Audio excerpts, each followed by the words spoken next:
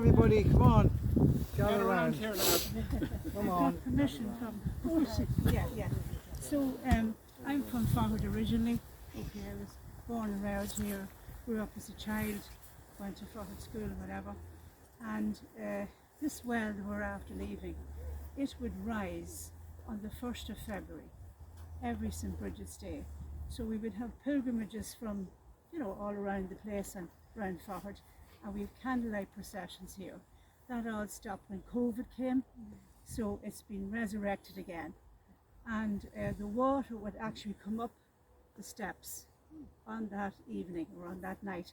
So you're into midnight into the 1st of February. A lot of people would come here to collect the water, as Roisin say, but the water would actually be up the steps, so it would rise. Same as Lady Well on the Dublin Road, 15th of August, the well would rise. So, it's just a place, as Roisin says, of prayer, and people would use the water, take the water home, but you can get it from a tap down the shrine, but it actually comes from here. That water comes from here, yeah. So I just wanted to mention that. I never knew that the water rose on Bridget's Eve. I never knew that. Yeah. And Thanks, Marie. that was terrific. Thanks. Good very much. That's right. That's right.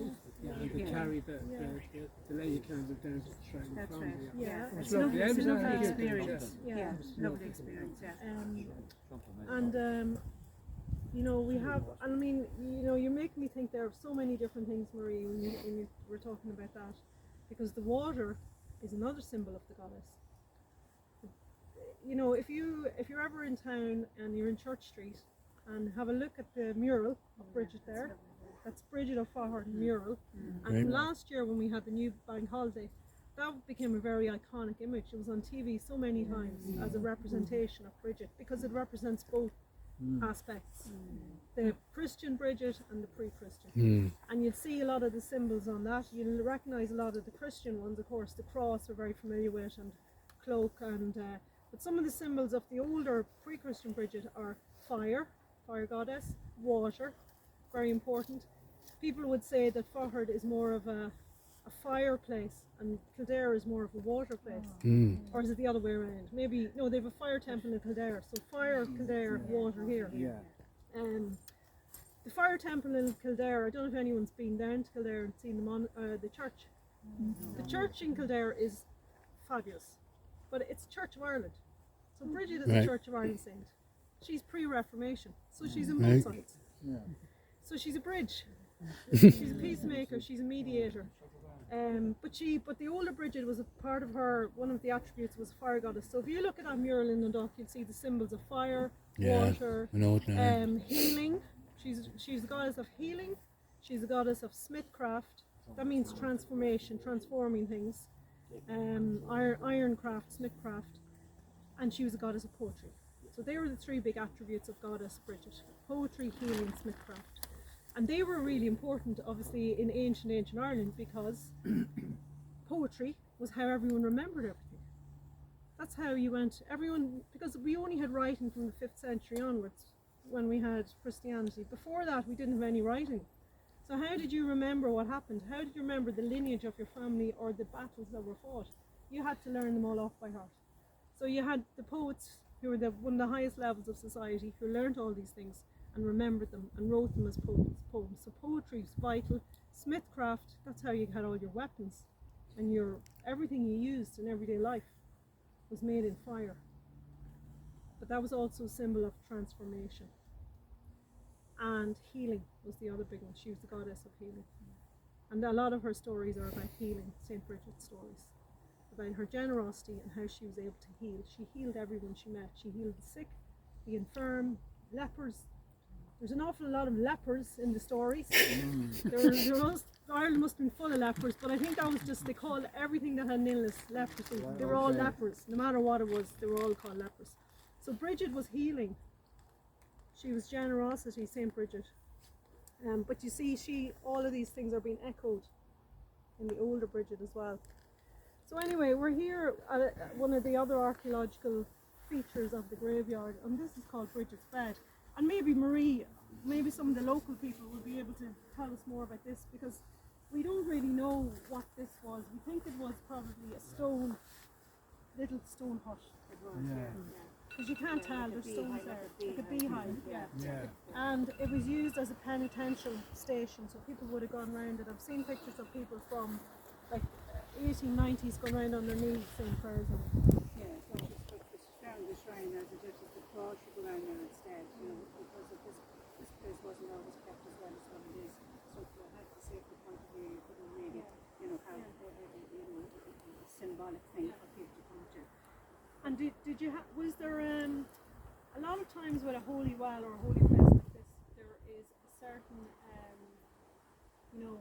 pattern that you have to follow. Like sometimes you might have to. I came here one day. Not so much here, not so much here, but here you would have had in ancient times. Yeah. But then it was transferred down. You up to where the water's coming down there, or Calvary as we call it. Calvary's down below, but where the shrine itself is. They've used that now to go around to do your certain prayers. Did you come around here a number of yes. times? 3, 9, 7? Yes, and you would. They're all the holy numbers.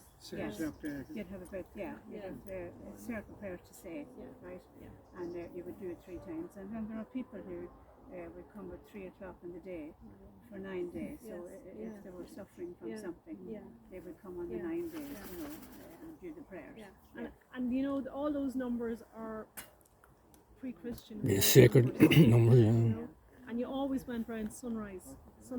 Aye. That's the way you walked. You many followed the times, sun. yeah. So, what I think is very interesting about, well, there's so many interesting things about this place, it's an amazing place. But another interesting thing I think about it is it's the way it is aligned to the Gullion behind us here. Is there any locals from around Gullion? Aye. Well, who lives on top of Gullion? Or who used to? Simmercool. Who else? Calibera. And she's part of the 3-person goddess, isn't she? So a lot of these sites would be in alignment with each other. So this is the Bridget, the spring, maiden of the spring. Bridget brings the spring. The youthful goddess coming. The Cailleach bearer is up there on top of Gullion. So she's the wise woman, the veiled woman, who later on became in stories became the witch. Ah, yeah, I Her heard that, yeah. meaning was the wise woman. She was the wise one, or the veiled one. And sometimes Gullion is called the veiled one because of the cloud coming down. But the Cailleach bearer's house is up on top of Gullion. And she was living, people thought she was living up there in her tomb. And in the 1800s, people went up and they pulled the tomb apart to find her. But they never found her. But she's up there. But she's aligned to here. And this site's actually aligned to, there's another very important Cailleach site, Lough Crew. Slieve na Cally, the hill of the witch, the hill of the goddess. Yeah. That's aligned to Gullion as well. So they're all, This is in the middle of them. they're all like They're in aligned one. to each other, It's a bit like the pyramids. So I don't know how they managed to do that, but they did it. Cairn up there is aligned up with Lough Crew. So, and the Cailleach or the Cally bearer, she's not, she is still very much in recent memory needed up there. Because when my dad was a kid, and he's nearly 88, that was a warning. If he didn't go to bed at night, the Cailleach would come down and get him. So she was quite real in the landscape. Yes. 80 years ago, she was very real in the landscape. Yeah, I grew up with it, like Slieve Gullion, like the. So they're very much still around us. These stories, and there's a reason because they're important. So that's why we still are attracted to them, attracted to these holy places. So anyway, Bridget's bed is here, and I don't know if people use it now as a penitential site. I saw a man one day going round it, round and round, and I should have asked him, he was praying, did he have a certain, pattern or something he was doing, but he was going round, and he did that before he went to the well. So I don't know if you were supposed to do that first and then go to the well, So if we go on over now to the another